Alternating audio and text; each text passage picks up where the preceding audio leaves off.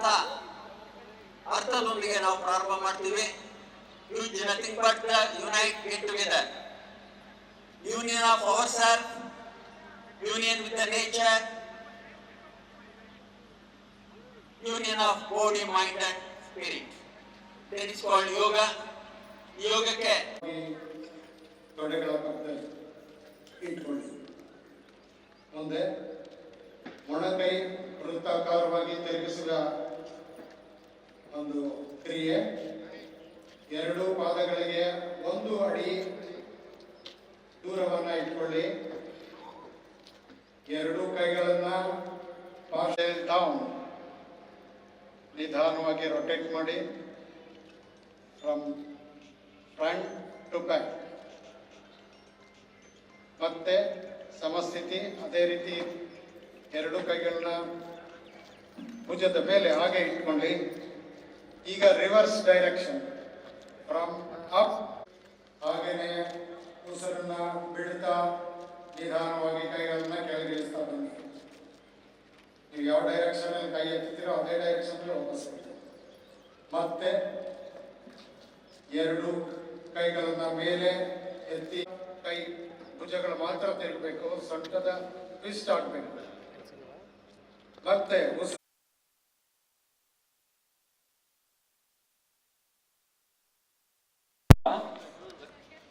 ದೇಹದಲ್ಲಿ ಆಗ್ತಾ ಇರುವಂತಹ ಬದಲಾವಣೆಗಳನ್ನು ಸೂಕ್ಷ್ಮವಾಗಿ ಗಮನಿಸಿ.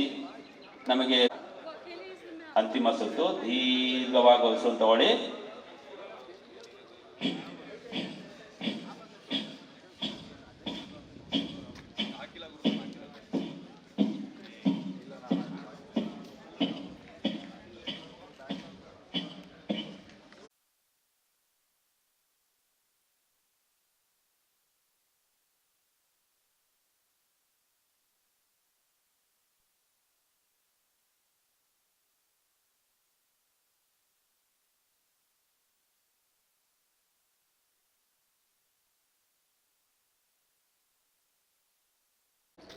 ರಿವರ್ಸ್. ಉಸಿರನ್ನ ಬಿಡ್ತಾ ಮುಂಭಾಗದಿಂದ ಕೈಗಳನ್ನ ರೊಟೇಟ್ ಮಾಡಿ ಮತ್ತೆ ಮೇಲೆ ತಗೊಂಡು ಬರ್ತಾ ಉಸಿರನ್ನ ತಗೊಂಡು ಇನ್ಹೇಲೇಷನ್ ಮಾಡಿ ಮತ್ತೆ ರಿಪೀಟ್ 2 ಟೈಮ್ಸ್. ಈಗ ಸಾಮಾನ್ಯ ಸ್ಥಿತಿಗೆ ಬನ್ನಿ. ಸೊಂಟದ ವ್ಯಾಯಾಮ. ಎರಡೂ ಹಸ್ತಗಳು ಒಳಮುಖನಾಗಿ ಕೈಗಳನ್ನ ಸಮಾನಾಂತರವಾಗಿ ಮುಂದೆ ತನ್ನಿ. ಎಡಹೊಳ್ಳಿಯನ್ನು ಮುಚ್ಚಿ ಬಲಹೊಳ್ಳಿಯಿಂದ ನಿಧಾನವಾಗಿ ಉಸಿರನ್ನು ಹೊರ ಹಾಕಿ. ಬಲಹೊಳ್ಳಿಯಿಂದ ನಿಧಾನವನ್ನು ಮಾಡೋದ್ರಿಂದ ತಲೆಬುರುಡೆ, ಮೂಗಿನ ದ್ವಾರಗಳು, ಉಸಿರಾಟದ ನಾಳಗಳು ಶುದ್ಧಿಯಾಗುತ್ತವೆ. ಶ್ವಾಸಕೋಶಗಳಿಂದ ಕಫವನ್ನು ಹೊರಹಾಕಿ ಅಸ್ತಮ ಕಾಯಿಲೆಯನ್ನು ಶಮನಗೊಳಿಸಬಹುದು. ಮುಂದಿನ ಅಭ್ಯಾಸ ನಾಡಿ ಶೋಧನ ಪ್ರಾಣಾಯಾಮ. ಎಡಹಸ್ತ ಚಿನ್ಮುದ್ರೆಯಲ್ಲಿರಲಿ.